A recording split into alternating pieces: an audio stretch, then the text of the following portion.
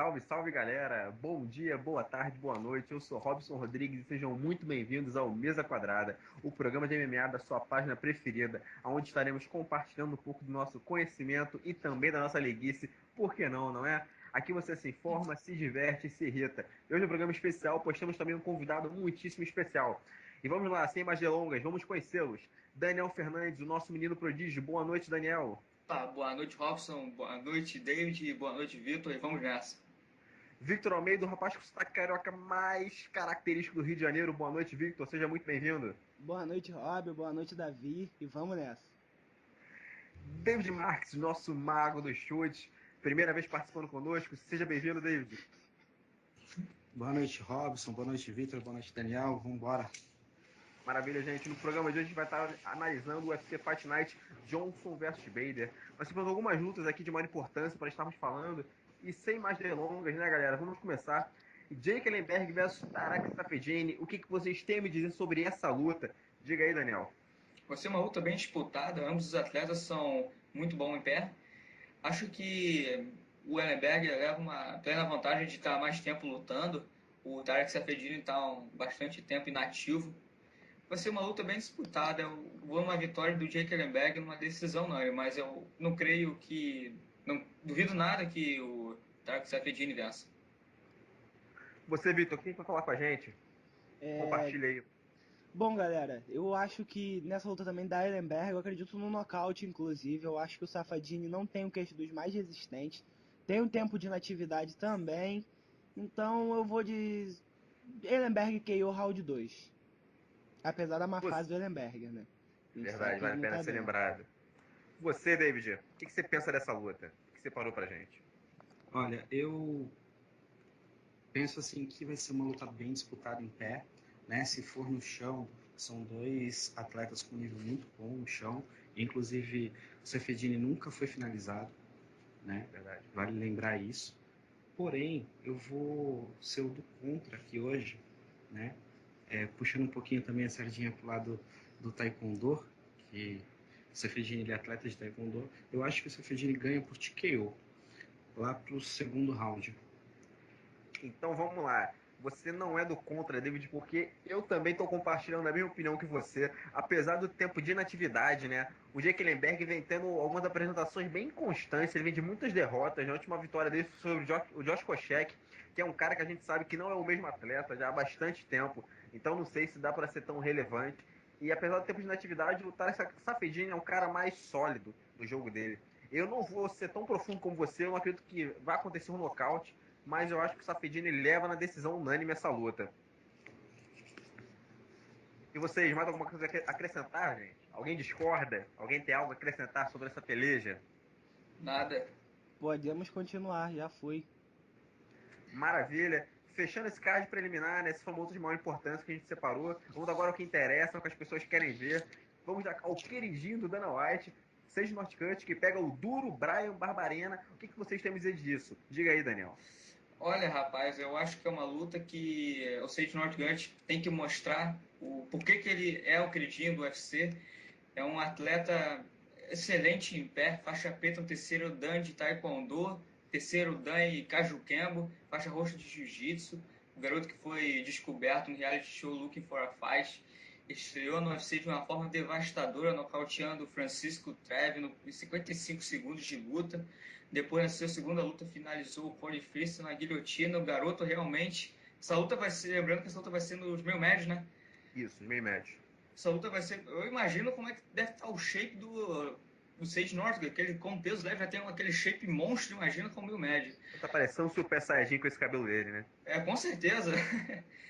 Mas assim, eu vou com a vitória do Sage Northcutt, apostaria no nocaute dele entre o primeiro e o segundo round. Você, Vitor, que separou pra gente? Bom, galera, eu também vou de Notcut, mas eu acredito numa luta dura, numa decisão unânime, quem sabe até dividida. Pouca gente conhece o Barbarina, mas ele é um atleta muito duro. Não é um atleta tão técnico, mas ele tem resistência e ele vai pra briga. Ele... Esqueci a palavra, muito obrigado. Na hora do podcast eu esqueço o que eu vou falar. Mas, bom, o que eu acho do Barbarina é que ele não é tão técnico, mas ele é muito resistente. Ele verá que o filho dele não foge à luta. É isso, eu me perdi no raciocínio. Você, David, o que tem pra falar conosco? Diga aí. Então, eu acho que vai ser uma luta bem intensa em pé, né? A gente sabe que o Sage ele é bem explosivo, né? Pelo que a gente viu aí nas lutas dele, algumas lutas dele no Legacy também, né? Inclusive a luta do reality show que o Dana White foi lá assistir, foi muito intenso, ele não para nem um minuto, né? Parece ter um cardio muito bom, né? Não deu para saber ainda, porque ele não lutou assim muitas lutas durante 3 rounds, né? Tanto que na verdade não lutou nenhuma luta durante 3 rounds, que das 7 vitórias dele, 4 são por nocaute, 3 por finalização, né? Então assim, eu aposto no Sage, né? Apesar de eu achar que vai ser uma luta bem dura, né? E pode sim acontecer uma vitória do Bryan, né? Eu não tenho nem ideia do que vai acontecer, se vai ser uma finalização, se vai ser um nocaute, ou se vai ser decisão, mas eu creio que deu Sage sim. Então, sobre essa luta, eu acho que realmente vai ser um grande teste pro Sage Northcutt. Vai lembrar que o Brian Barbarena entrou de última hora, né, gente? Ele não estava se preparando para essa luta, é por isso que essa luta vai acontecer de meio médio. Ele não teria tempo de cortar peso. Foi bom pro Sage também, porque ele falou que está assistindo muito forte essa categoria e planeja fazer mais de 2 a 3 lutas de meio médio para se testar. Ele falou que sofre muito, né, para ser para os leves, e os meio médios tem sido algo ideal para ele. Vamos saber, quando ele for testado com meio médio de verdade, que não é o caso do Barbarena. Vale lembrar também que eu acho que o Sage escapou de uma boa, que o antigo adversário dele, Andrew Rubru, que tinha tudo para complicar a vida dele bastante no chão, colocando ele de costas no chão. Mas são alvas passadas, essa luta não vai acontecer agora. Sobre o Barbarena, é um cara muito intenso, como vocês já disseram. É um cara que não é tão técnico de pé, mas ele aguenta muita porrada, ele vai para dentro, ele nunca foi nocauteado na carreira dele, vale lembrar. Então acho que é um cara que vai forçar o Sage a lutar 3 rounds. Porém, o Sage é um atleta mais jovem, tá com cardio em dia. Eu realmente não vi ele cansar ainda. Vi que ele aguenta pressão quando ele foi quedado pelo Cold Fisher. O Cold Fisher ficou pressionando ele não se desesperou. É um cara que, apesar de ser muito novo, demonstrou maturidade dentro do octógono. Então eu acredito que ele vai levar essa luta na decisão, mas vai suar, hein? Não acho que o Barbarena vai vender essa luta barato, não. E, Robson, uma curiosidade também sobre o Bryan Barberena é que ele, antes da derrota do Chad Laprise, no UFC 186, ele vinha de 7 vitórias consecutivas. Verdade. Né? Inclusive, a estreia dele no UFC foi contra o Jake Ellenberg, ele ganhou por nocaute técnico no terceiro round. Né? Então, assim, a gente vê que não é um lutador, um frango, né, que o Sage vai enfrentar. Vai enfrentar uma pedreira que tem um cartel de 10-3, né? Então, como você disse, nunca foi nocauteado. Isso é uma pedreira para o Sage. Vai ser o teste dele, né? A partir daí, eu creio que ele comece a pegar uns lutadores melhor posicionados dentro da organização. É verdade, até porque eu ainda quero ver para que o Sage veio, né? Eu não estou apostando todas as fichas nele ainda, como o próprio Dan White está fazendo. Ele ainda não me convenceu, a verdade é essa, que eu acho que ele merece ser testado. E o Barbarena não é qualquer um, realmente perdeu o Chad Laprise, mas o Chad Laprise estava invicto, ele perdeu a invencibilidade dele agora para Francisco Massaranduba. Era um cara que era campeão do TUF, estava vindo assim como grande prospecto, ainda é, apesar de ter sido derrotado. Então, vem de derrota, Barbarena, vem, mas não perdeu para qualquer um. Você, Daniel, mais algum acréscimo? É só para fazer uma correção ao David, ele venceu o Joe Ellenberger na estreia. Verdade, bem lembrado. Isso, verdade, verdade. O Joe Ellenberger. Correto. Você, Vitor? Eu não vou tentar acrescentar mais nada, eu já me perdi no raciocínio da luta. Eu vou de Notcut, mas eu acho que o Barbarina faz lutador e é tudo que eu tenho pra falar. Maravilha.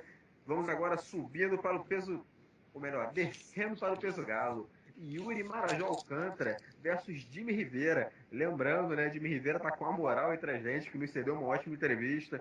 E ó, vou puxar uma sardinha pro Jimmy Rivera, devo confessar, hein, mas não vou falar nada agora.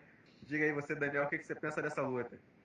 Eu acho que vai ser uma luta muito laica. O Yuri Marajó não vem traçando uma boa sequência de vitórias. Ele, nas suas últimas 3 lutas, ele venceu 2, perdeu uma para o Frank Sainz, e uma das maiores zebras do evento do UFC Fight Night Pezão versus Mir. Então eu vejo o Jimmy Rivera como um leve favorito para essa luta, até porque ele estreou de uma forma incrível, nocauteando o Marcus Brimage no primeiro round no UFC em Glasgow, e depois vencendo Pedro Munhoz em uma luta disputadíssima que aconteceu em São Paulo. Vai ser uma luta muito interessante de se ver. O Yuri Marajó tem um alcance, altura maior do que o Rivera. Os dois eu acho que vão partir para trocação franca. Porém, se o Rivera for inteligente, ele vai tentar colocar essa luta para baixo para garantir a vitória na decisão unânime. A minha aposta vai ser Jimmy Rivera. Maravilha. Você, Vitor, o que você tem a dizer sobre esse combate? Diga aí. Bom, eu acho que é um confronto de estilos. A gente sabe que o chão do Marajó é um chão de primeira linha, talvez o melhor do peso galo. Ele tem finalizações sobre caras muito grandes. Ele já ganhou, por exemplo, do peso leve Francisco Massaranduba num triângulo, valendo a cinta do Jungle Fight, dos pesos leves, para quem não lembra. Verdade. Então, mais o Jimmy Rivera é um cara com pressão em pé, troca muito bem, mas eu ainda acredito que uma hora a luta vai pro chão e o Marajó vai prevalecer em cima do Rivera. Então, minha opinião é finalização round 2 pro Yuri Marajó. Maravilha. Você, David, o que você separou pra gente sobre essa luta? Diga aí. Eu acho que também vai ser uma luta bem disputada, né? Vai ser a experiência do Yuri, né? Tem aí já são 39 lutas no cartel, né? São 32 vitórias, 6 derrotas e um non-contest, né? O Jimmy Rivera tem 19 lutas, né? Se for ver aí, menos que a metade, né? E só que o Jimmy Rivera vem de 17 vitórias consecutivas, né? Tá embaladíssimo aí. Ele não perde desde 2008. Então, a única derrota dele foi pro Jason McLean no Ring of Combat. Ainda foi por uma decisão dividida ainda. Então, vai ser uma parada dura pro Yuri. Mas, como o Vitor disse, eu acho que se for pro chão, a experiência e o jiu-jitsu do Marajó vai falar mais alto, né? E eu vou de Yuri por finalização no segundo round. Maravilha. Eu vejo também um combate duríssimo nessa luta, né? Eu acho que é realmente isso, a experiência do Marajó, dessa vontade de vencer do Rivera, né? E, cara, você olha pro cartão do Marajó, você vê que a história dele se confunde com a história do esporte, né? Que ele já venceu tanta gente, venceu o Viscar de Andrade, venceu o Massaranduba, venceu o Ricardo Lamas, no EC ainda, não sei se vocês lembram disso, Felipe Sertanejo. Então, um cara que já lutou com os melhores, já lutou com o Faber, fez uma grande luta com o Faber, no primeiro round ele venceu muito bem, acabou perdendo o segundo e terceiro. E depois disso colocou mais 3 vitórias seguidas, perdendo o Frank Sainz na quarta, e agora vem de vitória sobre o Leandro Issa. Porém, eu vejo no Ribeiro um cara muito intenso. Eu fiz aquela brincadeira no começo, eu não tô puxando sardinha porque ele deu entrevista não, gente, fiquem tranquilos. Mas assim, eu acho que ele pode surpreender o Marajó. Eu não sei se pode ser impressão minha, mas eu não sinto o Marajó com aquela gana nas últimas lutas. Eu não sei se a carreira vasta tá pesando agora, não tenho certeza. Mas ele já tem 35 anos, vale a pena lembrar, né? Então o Ribeiro é um cara mais novo, tá muito embalado. E apesar de ser inferior tecnicamente, eu acho que ele pode surpreender o Marajó. Eu não acho que ele vai nocautear o Marajó. Pode acontecer, é um cara que pega? Pode, é uma realidade. Mas eu acho que ele vai soltando os pontos. Alguém tem mais algum acréscimo? Bom, eu acho que o que pode fazer a diferença que o Robson acabou de falar, eu não vejo a gana do Marajó, campeão dos eventos nacionais, lutador do EC, nas suas últimas lutas, porque senão acreditaria facilmente no Marajó em qualquer ponto. O que faz a diferença, o que faz o Jimmy Rivera se tornar tão perigoso, na minha opinião, é que o Marajó não vem mostrando a gana de campeão que ele tinha no passado. Inclusive o Marajó, quando veio pro Ultimate, era um cara que eu levava muita fé. Como o Robson falou, ele já ganhou de peso meio médio do UFC, que é o Viscar de Andrade. Viscar de Andrade que também perdeu pro Charles do Bronx, por nocaute na estreia do Bronx na MMA. Isso é verdade, eu lembro disso. Eu queria também lembrar aqui que, apesar de toda essa experiência, né, de anos de luta do Marajó, né, que o Marajó está na ativa desde 2004 e o Rivera desde 2007, né, então assim, são 3 anos de diferença, apesar da quantidade de lutas que o Marajó já fez, né, mas o Rivera já lutou no Bellator e também no World Series of Fight. Verdade. Né? São eventos grandes aí, digamos que seja o segundo e o terceiro maior evento do mundo de MMA, né? Então, acho que é uma experiência internacional do Rivera, ela é maior do que a do Marajó. Na verdade, a experiência internacional do Rivera se vale a experiência nacional dele, ele é americano. Eu acho que essa é a diferença. O Marajó tem experiência no mundo todo, o cara já lutou Japão, Davi. Já lutou também Estados Unidos, Canadá, Brasil, América do Sul, então eu já acho que não faz tanta diferença. O Rivera lutou no país dele, o Marajó sabe o que é a torcida contra você. Você vai no Japão, você luta com um asiático. Você chega numa luta na Colômbia contra um colombiano, Estados Unidos contra um americano. Eu acho que o psicológico do Yuri, tendo a torcida contra, já não diferencia ele pra ele e a torcida a favor ou contra. É um cara com muito mais experiência, inclusive internacional, na minha opinião. Não, quando eu digo experiência internacional, eu digo de eventos internacionais, entendeu? Isso. De grande nome, né? O Yuri nunca lutou num evento como, por exemplo, o Bellator, né? Luta no UFC hoje, mas o Rivera também luta no UFC hoje, entendeu? O que eu quis dizer assim, em questão de eventos internacionais, de nome, de porte, entendeu? Que são eles que estão no topo hoje do MMA mundial, né? Verdade, verdade. O Mas Rivera foi um cara mais rodado nesse sentido, né? Eu entendi. verdade, Diga, mas o Bellator quando o Rivera lutava não era o Bellator de hoje, vale lembrar, assim como o WSC, que os dois lutaram já era o maior evento de peso leves do mundo. é verdade, mas então, após essa luta, alguém tem mais alguma coisa a dizer? Mais algum acréscimo? Algo relevante para deixar Pode aquela continuar, pulseira? Rob. Pode Continue. continuar. Maravilha, gente. Vamos seguir então para a próxima luta. Essa luta para mim promete. São dois caras que, apesar de estarem um pouco esquecidos na categoria, né? Cara, eu acho que são pecado, não podem ser. Que é Josh Barnett e Ben Rothwell, que, olhando para a situação dos pesados, são atletas que podem se tornar realidade. Né? A categoria está muito bagunçada, então a qualquer momento pode surgir um novo contender. Então vamos lá sobre esse duelo de carretas. O que você tem a dizer aí, Daniel? Rapaz, vai ser um duelo muito disputado. O Ben Rothwell vem de 3 vitórias avassaladoras, venceu o Brandon Vera por nocaute técnico, botou a Sterling para dormir e finalizou o match misturando uma guilhotina que ninguém esperava. É verdade. E vai dizer também do Josh Barnett que tá vindo de derrota pro Travis Brown, se recuperou ganhando do Roy Nelson, estreou bem contra o Frank Mir. Olha, vai ser uma luta de estilos. Eu acho que se o Ben Rothwell ficar em pé, ele tem reais chances de vencer por nocaute ou até mesmo levar a luta até o terceiro round. Mas ele tem que tomar cuidado no wrestling, porque o Josh Barnett é um veterano na luta agarrada e na luta de chão. Ele é campeão do Metamoris, né? Como o Robson citou, como estava conversando antes.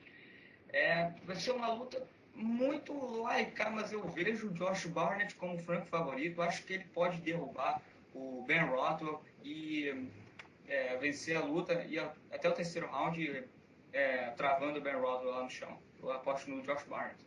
Maravilha. Você, Vitor, o que você pensa dessa luta? Eu vou dar zebra, pra mim vai dar Big Ben Rothwell. Eu não acho que o Barnett tenha queixo pra aguentar a mão do Big Ben. Como eu acho que ninguém na divisão tem queixo pra isso. A gente viu ele destruindo caras após levar verdadeiras surras. Brandon Vera, por exemplo, machucou as costelas dele durante a luta. Puniu com chutes fortes, jab direto, ele nem sentiu. Mesma coisa com o Overeem quando ele quebrou o braço durante a luta, voltou e nocauteou. Então eu acho que a resistência do Big Ben é o ponto-chave para a luta. O Barnett mostrou que que não tem um cardio acima da média para os pesados contra o Roy Nelson. Quando chegou no terceiro round já estava cansado e a mão do Big Ben, mesmo cansado, não para de pesar. Então eu acredito que o Big Ben Rothwell vá nocautear lá para o segundo round, talvez até mesmo no primeiro. Mas numa visão, isso sou o que eu penso. Eu acho que é até plausível botar o Barnett como favorito. Ex-campeão do evento, campeão do Metamoris, um dos melhores grapplers da divisão dos pesados, junto com o Miro e o Verdun. Então, a gente sabe que vai ser uma luta disputada e essa é a minha visão.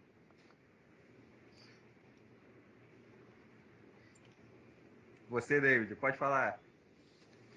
Bom, é complicado opinar numa luta dessa, que são dois dinossauros, né, cara, do MMA. Barnett com 41 lutas e o Ben Rothwell com 44 lutas no cartel. Então aí já há bastante tempo. O Barnett luta desde 97, cara. Então, assim, são dois dinossauros mesmo, né? O Belfort fala que ele é o leão velho, né? Tipo, os caras são da era pré-histórica. É verdade. E assim, vai ser uma luta de estilos mesmo, né? Um confronto de estilos, porque o Rothwell ele é muito bom em pé, né? Apesar de ter algumas finalizações aí na carreira, são 12 finalizações na carreira, né? Porém, o Barnett ele é um wrestler assim de excelência, né? O cara é muito bom no chão, né? Tem um jiu-jitsu muito bom, são 20 finalizações na carreira. Eu acho, cara, que vai dar Barnett finalização, né? Agora tem que ser ali no primeiro round, no segundo round no máximo, grudar e não deixar o Rothwell colocar o jogo dele. Que se colocar o jogo, é lona. Que é igual o Victor disse aí, o queixo dele não é muito confiável, não. É verdade. O Roth é um cara muito perigoso em pé, né? Um cara muito duro. Ele aguenta surras, assim, aguenta castigos que o ser humano normal não consegue suportar. Mas, tirando como parâmetro o Josh Barnett com o Roy Nelson, eu gostei do que ele apresentou em pé. Eu não acho que ele vai ficar até arriscando com o Roth, mas eu acho que ele vai trocar o suficiente, jogar bastante volume, movimentar bastante e quedar quando encontrar as brechas. Como foi citado, né? O Barnett é campeão do Metamores, vem de grandes apresentações lá. Né? Ele estava um pouco afastado do MMA, mas ele não estava inativo nos treinos, estava fazendo muito treino de força, muito treino físico. Então, acho que fisicamente, apesar da idade, eu acho que ele está voando, ele está bem. E fazendo a estratégia certa, que eu acho que ele vai vir para fazer, eu não acho que ele vai vir para brigar com o Rothwell, acho que ele pode complicar a vida do Rothwell nesse sentido. Não me arrisco a dizer que ele finaliza, mas eu acho que ele garante uma vitória nos pontos. Mais algum acréscimo sobre essa briga aí de gigantes?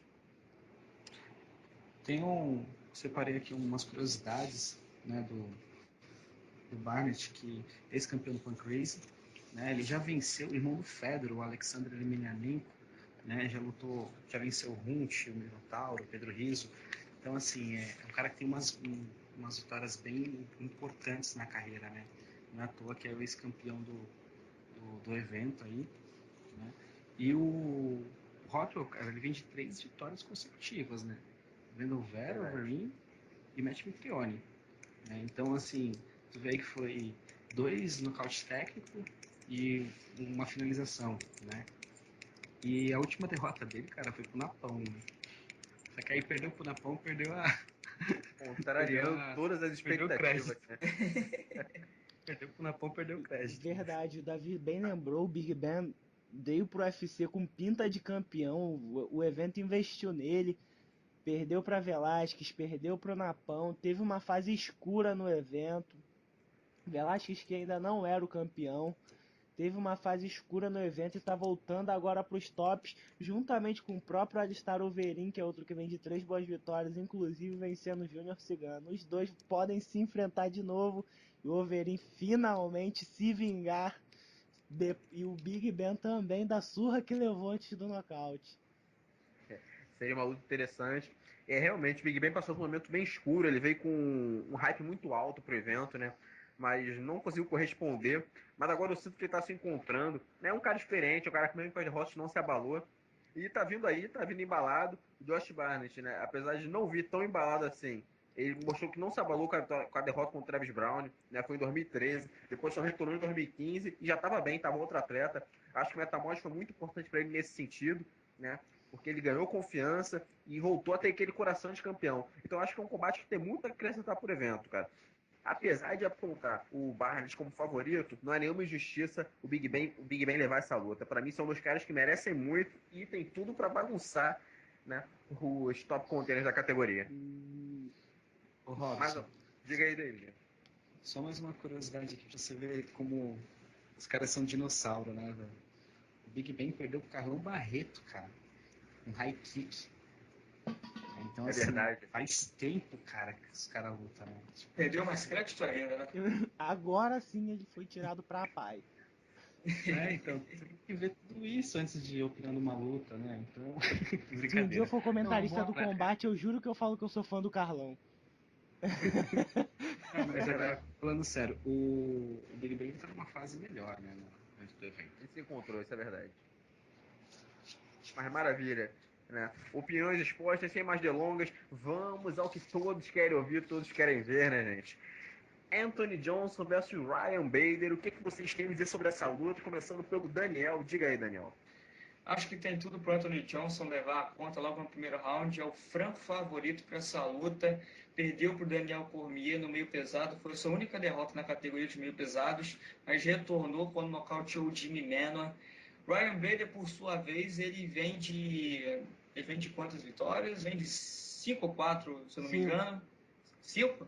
A maior sequência de vitórias da divisão. Isso. 5 vitórias. 5 vitórias. Deus. Olha, todas na decisão, né? É um atleta. Eu não sei se ele vai ter queixo para segurar o ímpeto do Anthony Johnson em pé. Eu acho que o Anthony Johnson vai nocautear ele. É difícil dele amarrar o Anthony Johnson porque o Rumble tem um wrestling excepcional. Dificilmente você vai conseguir pegar a perna dele para colocar ele no chão. Só Daniel Cormier conseguiu fazer isso.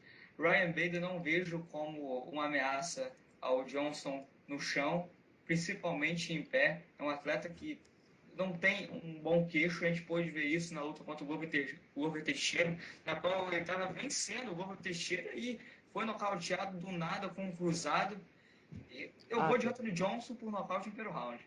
Maravilha, Daniel. Você, Vitor, diga aí seu parecer sobre esse combate. Pô, precisa analisar? Com certeza. Pô, o gabarito é fácil. Johnson KO round 1. Essa é uma das poucas lutas na vida que eu tenho certeza de que alguém não passa do primeiro round. E se alguém é o Ryan Bader. Eu acho o Johnson o melhor wrestler, que é onde o Bader poderia tentar levar. E em pé o Bader não tem queixo pra aguentar a mão do Lyoto. Não vai ser a do Johnson que ele vai resistir. Maravilha, seu parecer foi dado. David, diga aí o que você separou pra nós nessa luta. Cara, eu acho que o Anthony Johnson vai sair algemado do octógono. Eu acho que ele vai assassinar o Bader, cara. Tipo, não Chegou um vai ser um momento que ninguém KO. mais tá analisando. Todo mundo tá dando o final triste do Bader, né? Não, tipo, Aí chega o Bader e amarra o Johnson 6 rounds. não vai ser um nocaute qualquer, tá ligado? Meu, o cara é muito grande, é muito forte, bate pesadíssimo, né? E assim, ele, depois da derrota do Belfort, ele se encontrou na carreira dele, né? É um cara que já lutou desde o meio médio até o pesado, estava procurando aí a divisão correta e achou, né? Tanto que ele vinha de 9 vitórias até pro Daniel Cormier. Então, assim, o Bader, cara, eu acho ele, sei lá, eu não acho um atleta empolgante, um atleta que vai pra cima, um atleta que engana, tá ligado? Que vai pra finalizar a luta. O Johnson não, o Johnson ele já entra com sangue no olho e pronto pra matar, né? Tanto que ele não teve receio nenhum de acabar com os Gustafsson lá na casa dele, né? Fez ele passar aquela vergonha, que até pensou em se aposentar.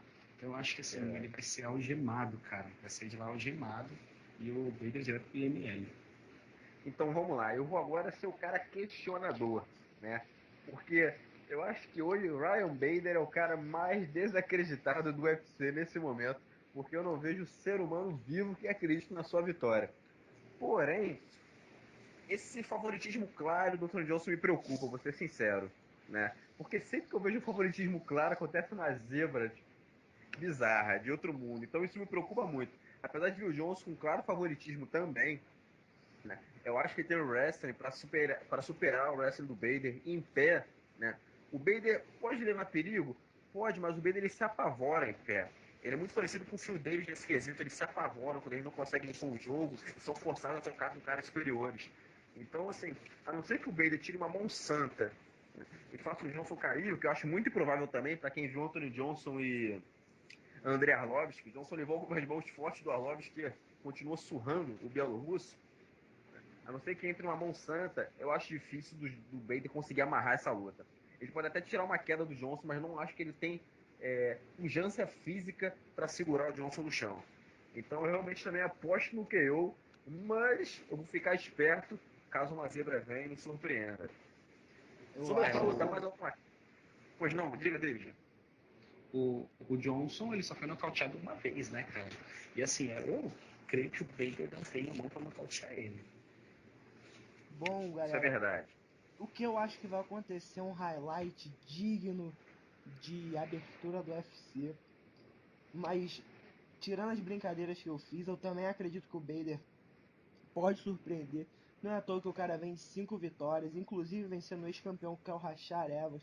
Mesmo depois do tempo de inatividade, ele fez o jogo certinho, apesar dele ter aquele footwork meio esquisito, tropeçou na própria perna, controlou o tempo todo o Rashad, entrando nos momentos certos. O porém é que a gente conhece o Ryan Bader, já vimos ser nocauteado algumas vezes em golpes que nem foram tão fortes assim, ou em lutas que ele estava vencendo muito bem, ele abre a brecha para o oponente golpear. E pra mim, abrir uma brecha pro Johnson é fatal. Não importa qual seja a sua divisão de peso e quem você seja. Se você der o queixo pra uma mão do Johnson, você vai dormir. É verdade. É Daniel, história, né? David, pode falar, Daniel. Até porque o Bader deu uma entrevista nesses dias, ele frisou que o Johnson não quer fazer uma luta de 3, 4 rounds, e é isso que ele vai fazer. É verdade. Eu acho que o Bader, no quesito de estratégia, né, no quesito estilo de jogo, ele se encontrou. Ele parou de tentar ser aquele cara striker, porque apesar de ter a mão forte, ele não consegue absorver tecnicamente, ele não tem essa evolução clara, né? Ele ainda comete erros de iniciantes em pé. Então, acho que agora ele se encontrou. Ele sabe que ele é um wrestler de ponta e que ele entra na luta para amarrar, para impor o jogo de ground pound. Se tiver brecha para não fechar, ele nocauteia. Então, ele deixou claro que vai tentar fazer isso com o Johnson, mas eu desacredito. A chave para derrotar o Johnson aí é a finalização, né? Que das 5 derrotas que ele teve, uma foi nocaute e 4 por finalização. E a gente sabe que é pegar o pescoço do Johnson e ele bater. O Johnson não tem uma referência mesmo no pescoço. Ele faz jus ao que Hélio Gracie dizia, né? Não há valente que resista a um pescoço apertado.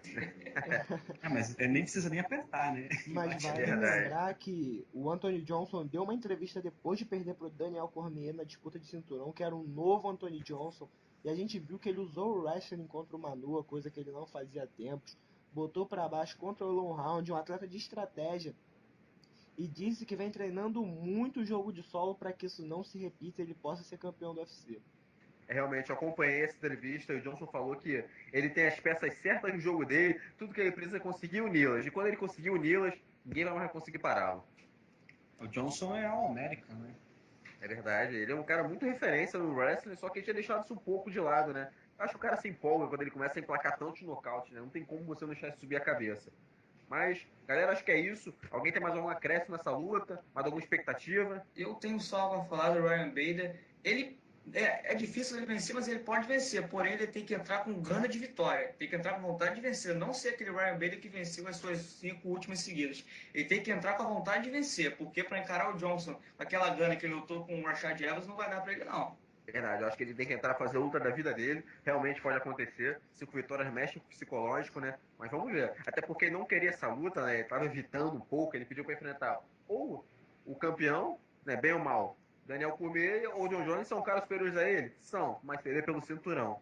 Ou vingar a vitória com a derrota que ele teve contra o Glover Teixeira. Ele não tinha pedido essa dona do Johnson, mas o Johnson foi lá cutucar e o desafiou, porque o Johnson sabia que essa luta levaria um dos dois ao cinturão. E Então, possivelmente a vitória de um dos dois nessa luta pode causar um title shot.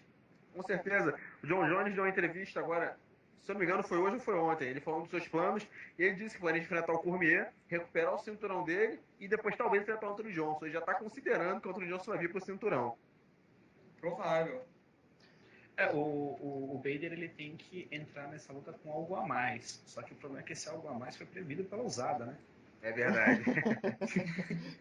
Então, é um grande problema, né? O Zara tá marcando em cima desse algo a mais e os atletas estão sendo prejudicados por conta disso. Bom, galera, Então, o que eu queria dizer é que pra mim TS garantido em caso de vitória só pro Ryan Bader. O Johnson acabou de sair do TS. Pra mim ele vai pro TS torcendo pro Jones voltar contra o Cormier e ganhar de novo. Aí sim a gente vai ter Anthony Rumble Johnson contra a besta negra John Jones pela primeira vez. E essa era uma luta que eu queria muito ver, qualquer um aqui queria. Mas o John Jones arregou e foi atropelar uma grávida e não quis a luta. isso é verdade. Eu acho que se o DC for sair vitorioso sobre o John Jones, né, o que realmente é uma possibilidade, apesar dele ser o azarão nessa luta, na minha opinião, eu não acho que o Johnson vai ter um title shot garantido. Porém, se o John Jones vencer e o Johnson vencer, o title shot do Johnson é garantido, porque é uma luta que todos querem ver. E apesar do Johnson ter sido derrotado pelo Daniel Cormier, muitos acreditam que ele é o cara certo para vencer o John Jones. Por quê? Porque ele carrega o martelo do juízo final nos seus punhos, né? É o cara que chega lá e pode decidir se você vai viver ou vai morrer em um piscar de olhos. Então, apesar de ser inferior tecnicamente a John Jones, ele pode chegar lá e surpreender o atual número 1. Todo mundo quer ver como o John Jones se porta levando mão pesada na cara, né? Era a Verdade. mesma coisa da Honda, né? Todo mundo queria saber como que ela se portaria apanhando, né? E a Holly Holm foi lá e fez isso e mostrou como é que faz. E o Bom, John mas Jones, ele... eu acredito que a Honda mostrou que aguenta muita pancada, que não é qualquer um que suportaria o primeiro round que ela suportou e as porradas que ela aguentou no segundo. Porém, migrando para esse assunto, eu vou lhe falar que a Holly Holm não é um exemplo de poder de KO. Ela tem um jogo que ela vai te nocauteando aos poucos. Ela Então acho que foi pontua. isso que ela fez com a Honda, exatamente. Ela não é, por exemplo, como a Chris Borg, que tem um grande poder de nocaute. A Misha Tate pode ser uma referência, hoje ela evoluiu muito nesse quesito. Até a luta dela atrás ela não era referência, mas depois da Jessica eu tô vendo ela de outra forma, ela tá com um poder de KO muito bom. Então, assim, são atletas que pegam mais. A Holly não é uma atleta tão pegadora, no boxe ela era isso. A gente já via, ela era a mulher que aguentava muita porrada, movimentava muito e ia ciscando, nocauteando aos poucos. Mas ela não é aquela lutadora que tem aquele poder de one punch, de meter a mão e a pessoa sair nocauteada. Não, ela vai nocauteando aos poucos e contra a brecha, nocauteia com as mãos ou com os pés, porque também é uma kickboxer de excelência. Então, assim, a Honda aguenta? Aguenta, mas ela não foi testada contra a melhor pegadora dos galos, ainda na minha opinião. Não, então, tanto que a Honda, ela quase não tinha levado soco na cara. É Né? Quando verdade? começou a tomar os socos na cara da Holly Holm, mesmo não tendo punch, ela se perdeu. Eu acho que o caso do John Jones será a mesma coisa.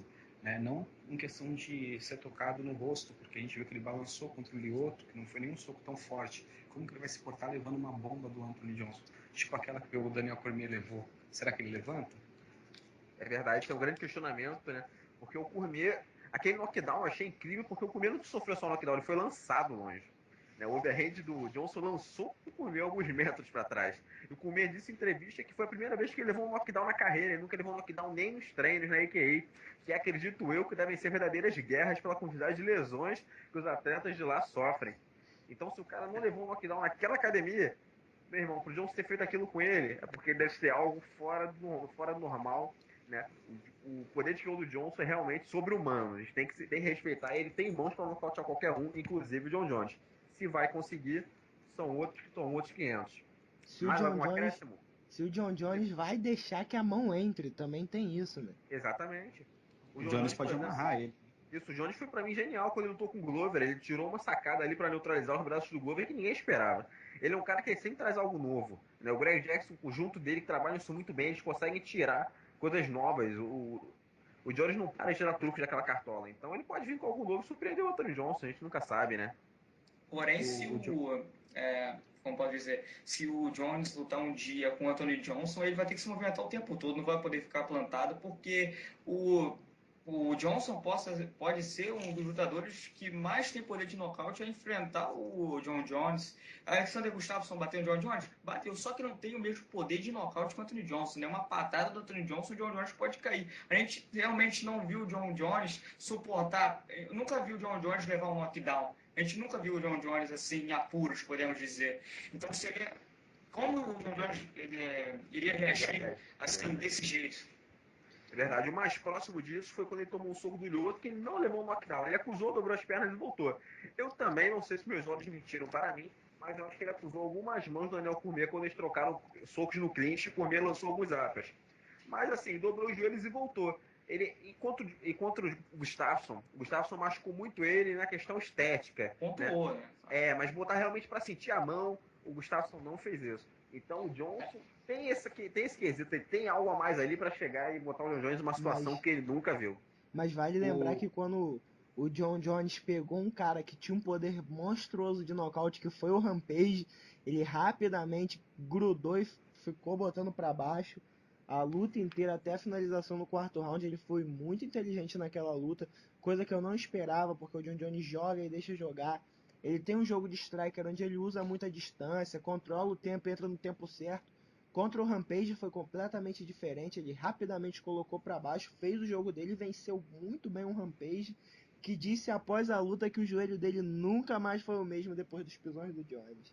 É verdade, mas vale lembrar que duas coisas nessa luta. Eu acho o wrestler do Anthony Johnson infinitamente superior do Rampage, tanto agressivamente como defensivamente. Eu acho que ele vai dar calor no Johnson nesse sentido, no Jones nesse sentido. Não acho que o Jones vai quedar ele com tanta facilidade. Por exemplo, o Glover conseguiu sair muito bem com as quedas do Jones, sabe? O Jones ele é muito maceteiro quedando, mas quando o cara consegue marcar esse jogo dele, né? Ele tem certa dificuldade. Por exemplo, ele conseguiu tirar aquele bom jogo contra o Daniel Cormier, Mas pra mim o Daniel Cormier entrou muito pilhado naquela luta. Ele entrou querendo fazer luta de wrestler e o Jones conseguiu entrar na cabeça dele e computar em cima disso. Mas eu ainda vejo o Cormier como um wrestler melhor. Tecnicamente falando, olhando pra fora, o que os dois fizeram. Né? E o Cormier não quedou o Jones com facilidade. Ele penou um pouco, ele teve que ralar bastante naquela luta.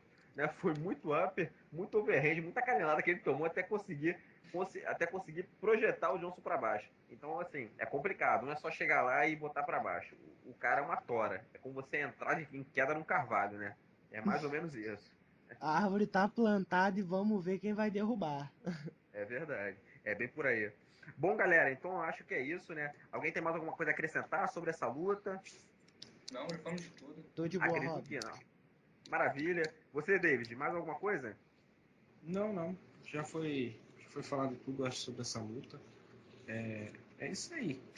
Não tem Maravilha. muito. O Bader ganhar é finalizando só. Então, maravilha, galera. Eu queria agradecer a você, ouvinte, que teve paciência de nos ouvir até esse momento. Muito obrigado. Espero que você continue nos acompanhar. Né? Acompanhe nosso blog, MMA World News. O link está lá na nossa página do Facebook, MMA World.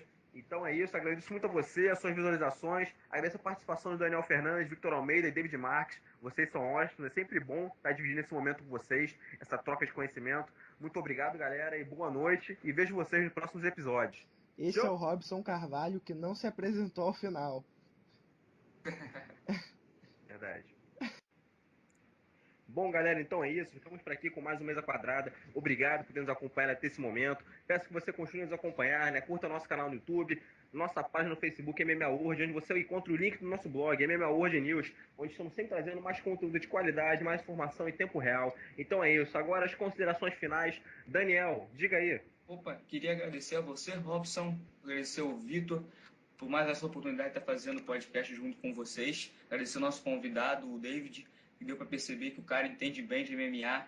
E sempre ficarem ligados na nossa página MMA World. Dê uma conferida lá no nosso blog, se inscreva no nosso canal, que a gente sempre vai estar postando nossos podcasts, alguns highlights lá.